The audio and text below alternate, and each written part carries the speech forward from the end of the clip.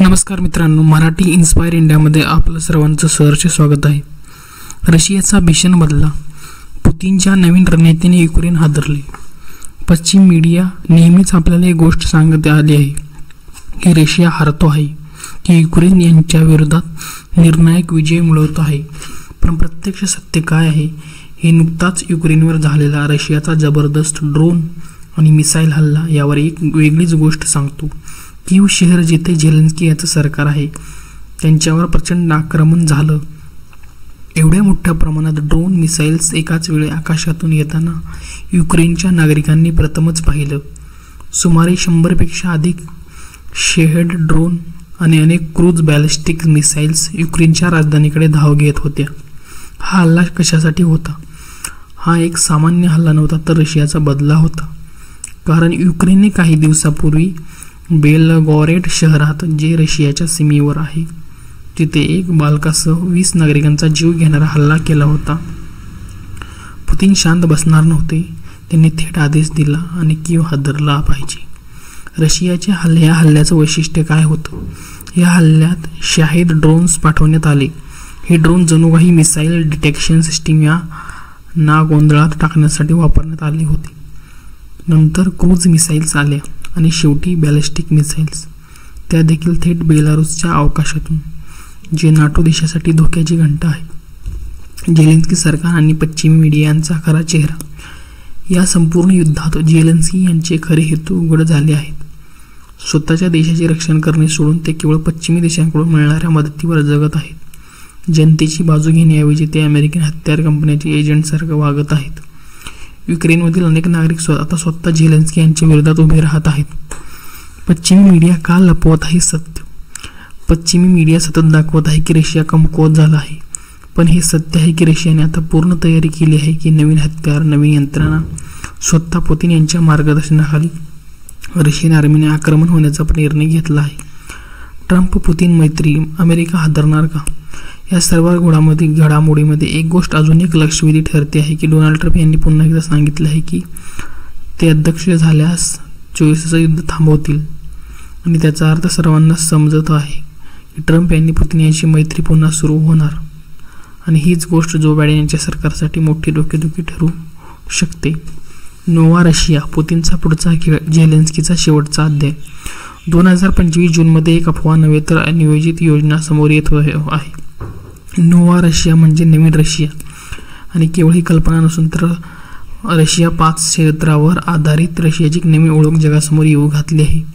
Crimea, Donbas, Luhansk, झापोरिजिया, खेर्सॉन या रशियाच्या ताब्यात आधीच गेलेले शहरे आहेत. मात्र आता डिनिप्रो नदीच्या पूर्व आणि उत्तर भागांना मिळून रशिया 2026 पर्यंत अर्धा युक्रेन अधिकृतपणे आपल्यात सामावून घेण्याची घोषणा करू शकतो, अशा चर्चा जोर धरू लागल्या आहेत. झेलेन्स्की, एका कॉमेडीने देशाला युद्धात झोकले. एकदा विचार करा, जर एखादा नेता संपूर्ण देशाला फक्त आपल्या राजकीय महत्वाकांक्षा आणि नाटो प्रेममुळे युद्धात ढकलतो, तर त्याला आपला वीर म्हणायचं की विनाशक? झेलेन्स्कीने नाटोमध्ये सामील होण्याच्या हट्टामुळे रशियाचे उघडपणे वैर घेतले आणि त्याचा परिणाम लाखोचा मृत्यू होत आहे. कोट्यवधीचं विस्थापन आणि युक्रेनचे अक्षरशः 2 तुकडे. आजही तेच झेलेन्स्की पश्चिमी देशाच्या खांद्यावर हात ठेवून युद्ध जिंकण्याचे स्वप्न पाहत आहेत, ज्यांचा विश्वास सुद्धा आता उडत चालला आहे. ट्रम्पचं ट्विस्ट. अमेरिकेचे माजी राष्ट्राध्यक्ष डोनाल्ड ट्रम्प यांनी नुकतेच एक विधान केले आहे की लेट देम फाईट. 2 मोठे मुले जर झगडत असतील तर त्यांना शांत करू नका, त्यांना झगडू द्या.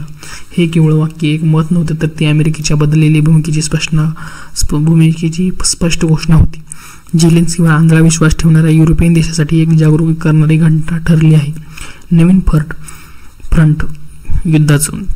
बाल्टिक समुद्र आणि लिथुआनिया धोक्यात. रशियाचा युक्रेनचा अर्धा भाग गिळंकृत केल्यानंतर आता पुढचं टार्गेट लिथुआनिया. बाल्टिक क्षेत्रातील 3 देश एस्टोनिया, लात्विया, लिथुआनिया हे पूर्वीचे सोव्हिएत युनियनचे घटक. त्यातीलच लिथुआनियावर रशियाचे लक्ष का केंद्रित आहे? कारण ते लेनिनग्राड, सेंट पीटर्सबर्गला थेट बाल्टिक समुद्राशी जोडणारा मार्ग आहे. जर हे रशियाच्या हातात आलं तर संपूर्ण बाल्टिक सागरावर रशियाचं वर्चस्व प्रस्थापित होईल. नाटो आणि पोलंडची घबराट. जेव्हा रशियाचे बॉम्ब युक्रेनच्या सीमेला लागून असलेल्या पोलंडच्या हद्दीत येतात तेव्हा नाटो देशात एकच खळबळ माजते. पोलंडने आपल्या फायटर जेट्स तात्काळ हवेत उडवले आणि सीमेपलीकडे काही घडल्यास आम्ही सज्ज आहोत असा संदेश दिला. पण नाटोमधील अंतर्विरोध काय लपले आहे हे ट्रम्पच्या भाषणातून उघड होत आहे. अमेरिका आता नाटोच्या प्रत्येक लढाईत सामील होणार नाही.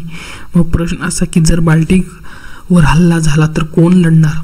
झेलेन्स्की एक लांबलेलं प्रहसन आहे. झेलेन्स्की पूर्वी अभिनेता होता. त्याला प्रकाशझोतात राहायची सवय होती. पण आता हेच युद्ध त्याचं नाट्य बनलं आहे, जिथे संपूर्ण जग त्याचा प्रेक्षक बनून बसलाय आणि देश उद्ध्वस्त होत असताना तो प्रत्येक आंतरराष्ट्रीय कार्यक्रमात, समारंभात, कॉन्फरन्समध्ये झळकत आहे. आता प्रश्न उरतो की हे युद्ध थांबवणार कोण आणि केव्हा? शेवटी काय, रशिया युक्रेन युद्ध केवळ 2 देशांमधील लढाई नाही तर एक जुन्या साम्राज्याच्या पुनरुत्थानाची आणि एका राष्ट्राच्या आंधळ्या आशेची, संपूर्ण जगाच्या भूमितीय समतोलाची परीक्षा आहे. युक्रेनमध्ये हजारो मृत्यू, कोट्यवधीचं विस्थापन आणि युरोपच्या सीमावर येत असलेला धोका हे सर्व एका व्यक्तीच्या हट्टासाठी आहे. जर युक्रेनने नाटोमध्ये सामील न होण्याचा हट्ट जर न केला असता आणि रशियाला फक्त हमी दिली असती मी युक्रेनमध्ये सामील होणार नाही, तर आज एवढं मोठं युद्ध झालं नसतं आणि अर्धा युक्रेन रशियाच्या ताब्यात गेला नसता. युक्रेनने नाटो आणि रशियासोबत समान तत्वावर आपले संबंध ठेवले असते तर आज एवढं 3 वर्ष युद्ध चालले नसतं. पण आता वेळ आली आहे की झेलेन्स्की सारख्या राजकीय हट्ट्यापेक्षा शांततेला आणि वास्तवाला महत्त्व द्यावं लागेल. नाहीतर पुढचा नंबर लिथुआनिया, मग पोलंड आणि नंतर याचं उत्तर कोणालाच माहीत नाही. तुम्हाला काय वाटतं? तुमचं मत खालील कमेंट बॉक्समध्ये नक्की कळवा. चॅनलला नवीन असाल तर सबस्क्राईब करायला विसरू नका. धन्यवाद.